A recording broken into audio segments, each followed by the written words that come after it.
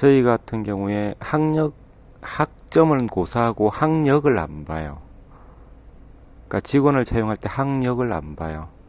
뭘 보느냐 하면은 인터뷰를 하러 왔을 때, 면접을 하러 왔을 때 그 사람에 대한 자질을 보는 거예요. 저희가 그 기준으로 삼는 여러 가지 분야가 있어요. 예를 들어서 얼마만큼 그 분야, 그 포지션에서 이렇게 일을 잘할 수 있는지를 검증하고, 얼마만큼 팀워크가 좋은지, 얼마만큼 사람들하고 잘 어울리는지, 기타 등등 여러 가지 기준이 있어요. 그 기준에 이렇게 만족하는 사람이면은 저희가 채용을 하는 거죠. MIT 수석을 했거나 아니면은 정말 이렇게 고등학교 고졸이거나 상관이 없어요. 참고로 저희는 그러니까 자격증, 토익이나 토플이나 여러 형태의 자격증이라는 자격증은 전혀 아무것도 안 봐요. 그게 사실은 설명할 수 있는 게 별로 없어요.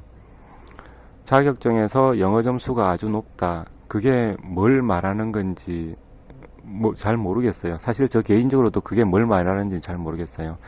영어 점수가 높다고 해가지고 이 사람이 와가지고 어떤 영어로 다른 그 사람들하고 외국 사람들하고 일을 해서 정말로 어떤 미팅을 잘 하고 그 미팅에서 내가 필요한 걸 잘 얻어내는지 그건 다른 문제거든요.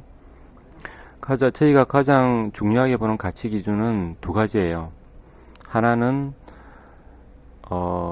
그 분야, 예를 들어서 저희는 이제 소프트웨어 엔지니어 그러면은 소프트웨어 엔지니어가 저희 구글에 들어왔을 때 일을 할 때에 발생되는 상황, 문제 해결 능력, 그 다음에 문제 해결을 하는 데 있어서 얼마만큼 팀워크를 잘 이렇게 만들어갈 수 있는지, 팀과 잘 어울릴 수 있는지 그런 부분을 보는 거예요. 저희는 이제 다른 하나의 용어로 구글리하다라는 말을 써요. 구글리하다는 말은 구글스러운 사람인지를 보는 거죠. 구글 문화에 잘 어울리고 다른 구글러들, 구글 직원들과 이렇게 팀워크를 잘 만들어갈 수 있는지 그걸 봅니다. 구글 본사에 합격하셨을 정도면 영어 실력도 뛰어나셨을 것 같은데요. 영어 면접 준비는 어떻게 하셨어요? 사실 처음에 구글 본사 인터뷰를 갈 때 사실 걱정 많이 했었어요. 왜냐하면 이제 영어에 대한 걱정이 많았죠. 그래서 제가 가기 전에 그 예상 시험 문제를 저 나름대로 인터넷으로도 찾고 해서 예상 시험 문제를 한 30문제를 갖다가 이렇게 뽑았어요. 제 스스로 뽑았죠. 예상 문제를 30문제 뽑고 한글로 일단 답을 다 달았죠. 왜냐하면 제가 그 답을 일단 먼저 정리하는 게 필요했으니까. 그 다음에 그 한글로 답 단 걸 제가 제 손으로 다 번역을 다 했어요. 영어로. 그리고 그 30문제의 모든 영어로 된 것을 다 달달달달 외웠죠. 그리고 구글에 인터뷰를 하러 갔죠. 근데 사실 그 30문제 중에 단 한 문제도 실제 인터뷰에서 나오진 않았는데, 갈 때 일단은 제가 뭐라도 이렇게 가지고 준비해 갔다는 생각에서 되게 뿌듯했었어요. 덜 떨렸고 그러니까 자신감은 이제 갖고 간 거죠. 그런데 한 가지 제가 기억나는 것 중에 하나는, 질문을 받았을 때 제가 안 들린단 말이에요. 이해가 안 된단 말이에요. 그러면은 저는 이제 그 전부터 그거에 대해서는 참 이렇게 경험이 좀 있었었는데, 안 들리면은 또 물어봐요. 또 얘기를 해줬는데 또 안 들리면 또 물어봐요. 자꾸 반복하면은 이 사람이 결국은 포기하고 아주 쉽게 천천히 얘기를 해주더라고요. 덕분에 이제 이해는 됐죠. 물론 그분은 조금 짜증날 수 있겠지만 이제 항상 이제 그런 식으로 저는 많이 되물어요. 그다음에 인터뷰를 하는 과정에서도 이제 충분한 영어 실력이 안 되니까는 제가 설명을 충분히 못 하잖아요. 그래서 제가 쓰는 방법은 저는 칠판이에요. 그림을 그려요, 항상. 그림을 그리면은 제가 표현할 수 있는 걸 한 10배 이상은 쉽게 표현할 수가 있어요. 상대방도 그 그림을 보고서 같이 이제 이해를 하니까. 그게 나름 어떤 제가 영어했던, 그러니까 회사에서도 일을 할 때도 그렇고 그 당시 인터뷰를 할 때도 그렇고 하나의 영어를 극복할 수 있는 그 상황을 극복할 수 있는 방법이었죠. 마지막으로 하고 싶은 말씀 있으시면 해주세요. 학생들한테도 좋고 학부모님들한테도 좋고요.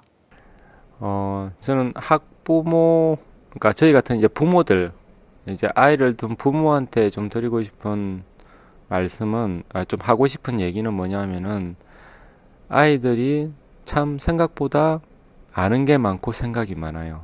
정말 정말 생각이 깊어요.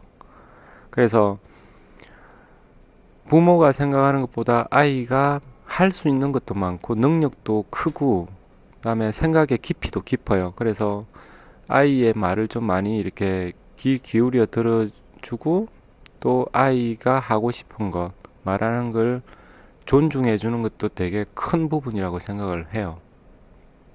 아이의 시각하고 부모의 시각하고 좀 많이 다르기 때문에 뭐 부모의 시각만으로 아이를 이렇게 막 몰아가면은 좀 안 된다고 보고요.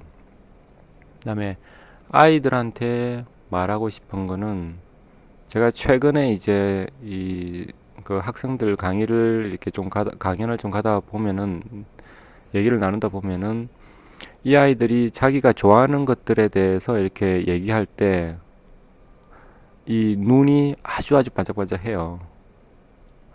뭐 거의 이렇게 하기 싫은 거 억지로 시켰을 때 했던 그런 표정하고 너무나 다르죠.